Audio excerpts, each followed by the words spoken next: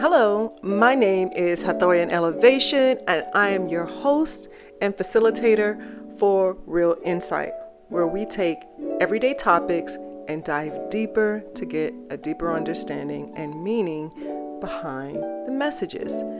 Thank you for tuning in today. If you have not already, please hit the subscribe button and let me know you like the content and you want more of the content, and also like this video. Okay, let's get into today's topic. So today I want to have a very different conversation about the Will Smith and Chris Rock situation. I want to look at this from a more spiritual, esoteric view than looking at it in terms of a very physical, right, wrong, whatever, indifferent viewpoint. What we saw play out last night for the world to see was a microcosm of what has been brewing for a while. And remember, I'm talking about from a higher level. So I'm not talking about on the physical plane with what took place with the joke or the entanglements or all of those things like that. I'm coming from a completely different space because it needs to be talked about. And I know that the situation, the conversation has been brought up in different ways and things like that. But yeah, there needs to really be conversation had on a much deeper level in how we deal with situations, how we address ourselves first of all, and then address others. What we experienced last night on television, broadcast for the world to see, is art imitating life. And I'm not saying that that was fake, that I believe that Will Smith would put his career on the line and go up there and fake a smack, or that even the Oscars has to go to that level of faking something in order for ratings. I don't think the Oscars are hurting for ratings. There are always people who are going to watch the Oscars even if we don't. You saw when it was Oscars So White, they still carried on as if there was not a problem. They still carried on and did their thing. So I don't believe that the Oscars would have to go to the level of trickery in order to get viewership up. That doesn't even make sense. That doesn't even make sense. You have to know the players that are behind the Oscars to understand that that would never happen. What I mean is art imitating life is our celebrities, our artists, our actors, our entertainers acting in ways that you would think they would never act, or acting out in ways you would think they would never act in the public eye. And it's being played out like right in the public eye.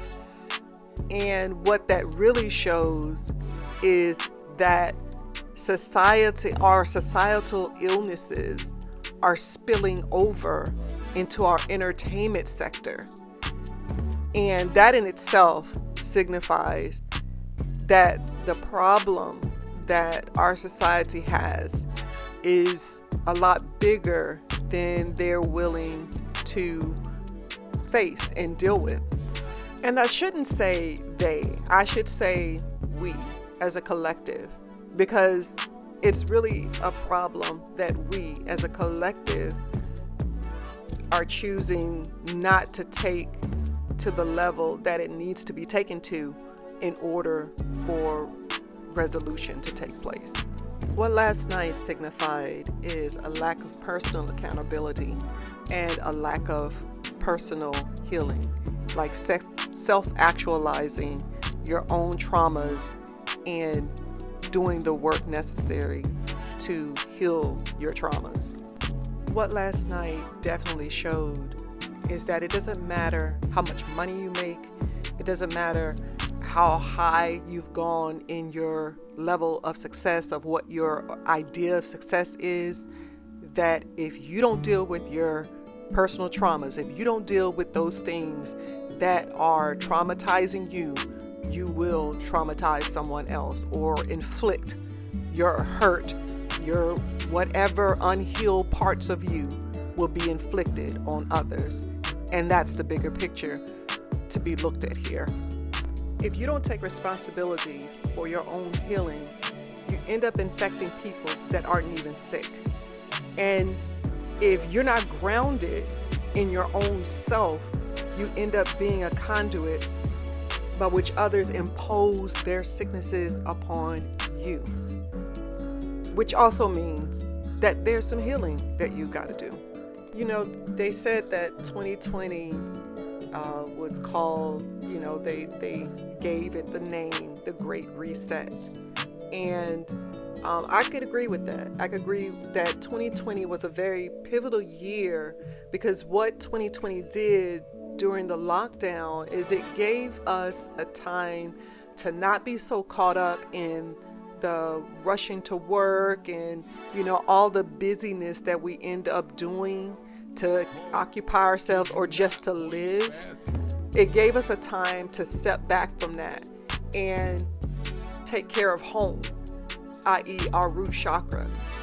It gave us time to be in our homes and really find out that there are things that we needed to clean up. For me personally, 2020 was the year that even actually before the pandemic hit, I did self-inventory, and you could feel there was something going to be different about 2020. Early on, early on, just the number itself, 2020 was like clear vision, 2020. And so for me, it signified that things that were out of my vision or out of focus for me before was going to come in clear focus for me. And in that, I took 2020 as my time to start really working on myself and doing self-work.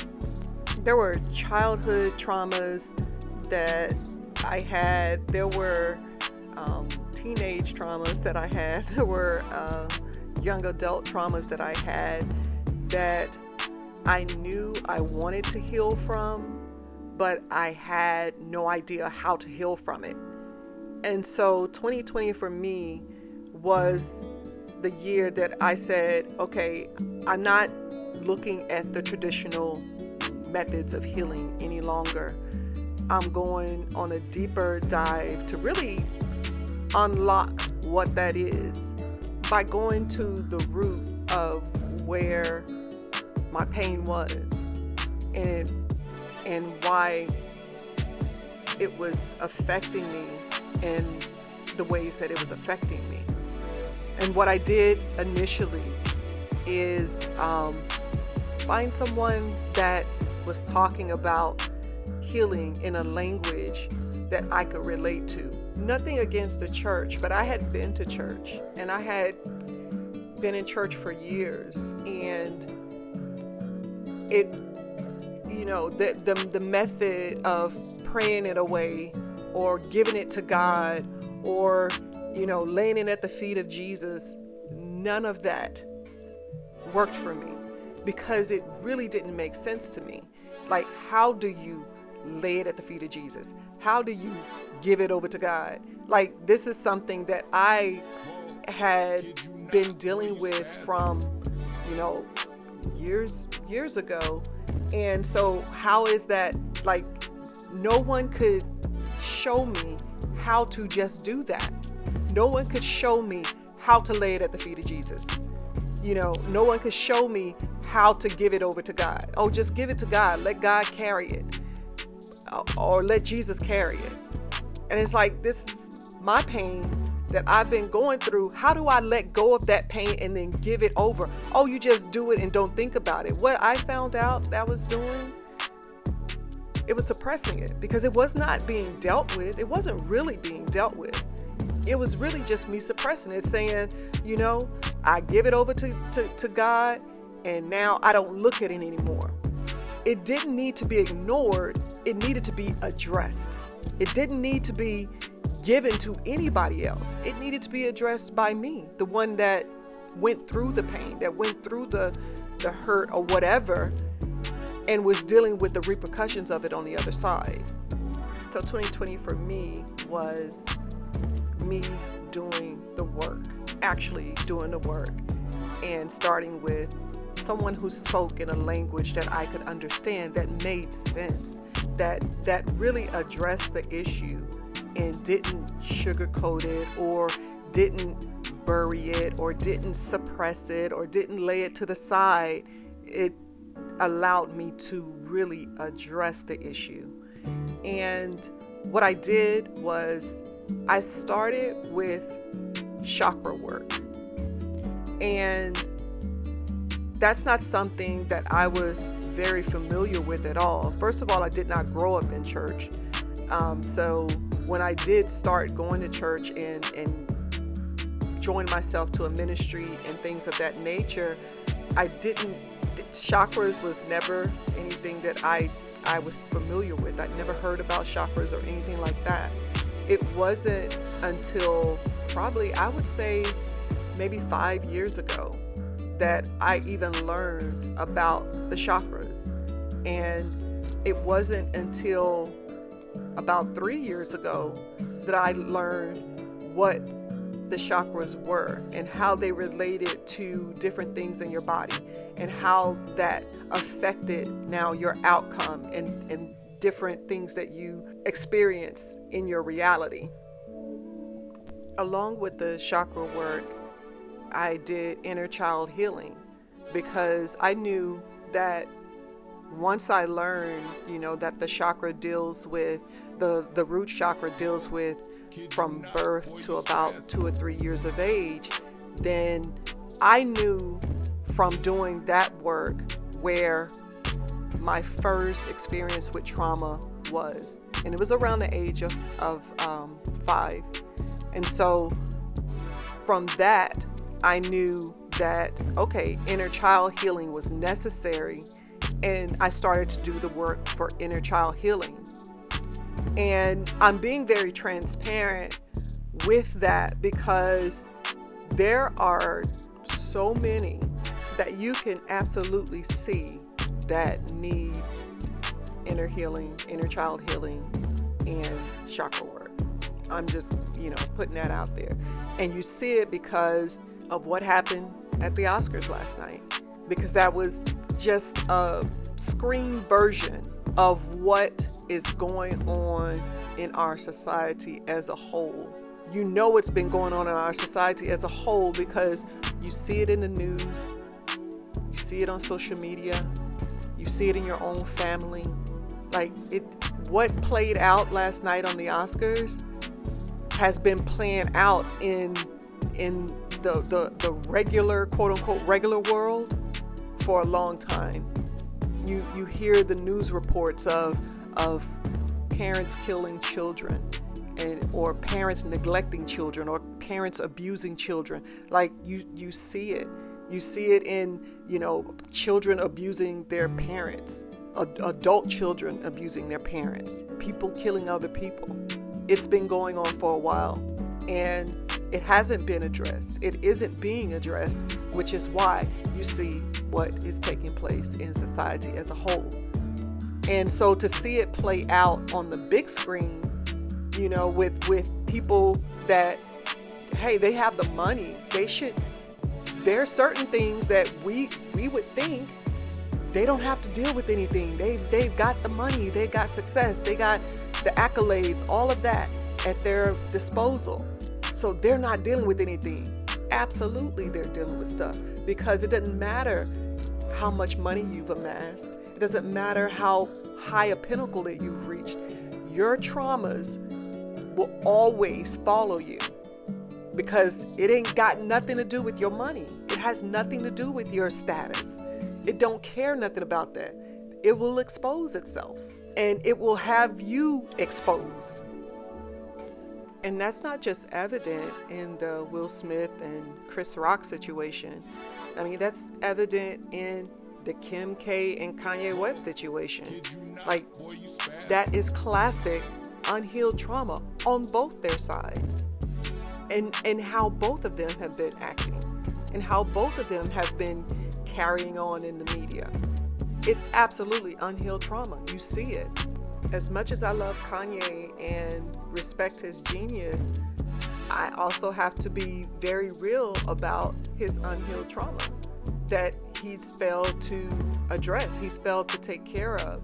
And it's been plaguing him throughout his life. And I definitely believe that was one of the things that his mother understood in Genius, the trilogy, when she was sitting at the table talking to him about his ego or being humble.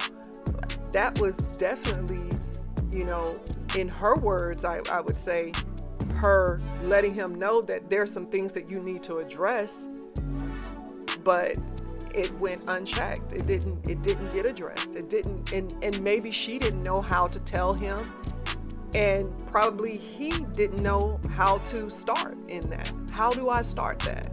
But it really is going back to heal those areas of you that were left behind. Heal those stages of you that were left behind at those different points you were traumatized. Because the thing about unhealed trauma is that once you have been traumatized at a point, you end up creating personalities or characteristics to protect you from that trauma that also bring more trauma to you, because it's not coming from this unaffected stance. It's coming from a traumatized stance. And so if that trauma isn't healed, you end up re-traumatizing yourself all over again at different points, because those things that you put in place to protect you also create trauma points in your life. And healing from trauma, or healing, is not a one and done thing. Oh, I sat through it, I know what it is, and I sat through that and I addressed it, and that's it. No, it's something that definitely goes on, like day to day. Because the thing about trauma is that, especially if it happened years ago, decades ago, it's become a part of your DNA. So it really is you restructuring your DNA through mirroring your thought process, bringing your thought process into play, and changing the way that you think about things, changing the way that you address things, changing your thought process, period. Changing your process of thinking. Because a traumatized thought process is very different from a healed thought process. From a person that has experienced trauma and is unhealed from that trauma, the way you think and what would be a good reaction or a good take or a good action to something is completely different from a person that's healed. It's completely different, two different thought processes. So what may seem normal for you as an unhealed traumatic person is really just your trauma speaking. A healed person doesn't have the same response as an unhealed person, because a healed person is coming from a place of love, whereas a traumatic or unhealed traumatized person is coming from a place of trauma, of victimization. It's coming from a place of blaming yourself or blaming others for what's happening or what's taking place in your life. It's not really coming from a place of healing. I didn't want to make this too long, and it's already going on about 20 minutes, but I did want to definitely address that aspect. I wanted to bring that aspect to the forefront because it's not something that we can just look at Will Smith or Kanye West or look at, Jada Pinkett or look at any of these celebrities and say that that's them, because there's many of us that are dealing with that right now, and we won't address it. We don't address it. We continue to inflict and impose our sicknesses, our illnesses, our trauma on other people because you refuse to sit down with your own trauma and heal. And that's my message for today. You can say that love makes you do crazy things, but lack of healing is what makes you do crazy things. Love just makes you love. Lack of awareness of self makes you do crazy things. Lack of centeredness makes you do crazy things. Heal and then set boundaries. Heal for real and set boundaries. And if anybody in your life is requiring you to act like a Will Smith on your behalf, cut that toxicity off, because that's very toxic mentality. Everybody is not going to respond the way Chris Rock responded in that situation. Everybody's not going to respond the same way. And that's why you see people getting killed and shot, and because everybody ain't healed. Let's put that on the table. It's out there. Everybody ain't healed. There's a lot of unhealed people walking around, which is why there's so much violence. And so everybody's not going to respond the way Chris responded to Will, because in the streets that would have been a very different scenario. Let's not forget that there was security. There was so many things that was on the side of that taking place that won't be at your disposal in the streets if you're doing that. So if somebody is requiring that, which I've seen that in, social media, I've seen it posted out there now that what Will Smith did is now the standard. That if you're not protecting me like Will protect Jada, then I don't want you. Well, I say you shouldn't want that person. You should not want that person, because that's very toxic. Go somewhere and heal, for real. Go heal and set boundaries and be whole and come from a place of love and not from a place of toxicity and unhealed and traumatization. Go heal for real. But that's my topic for today. That's what I wanted to address. Like I said, didn't want to make it too long, but it's long nevertheless. But I feel it's necessary. Thank you if you tuned in, if you listened and got something from this. I appreciate you tuning in, and definitely check me here on the next one.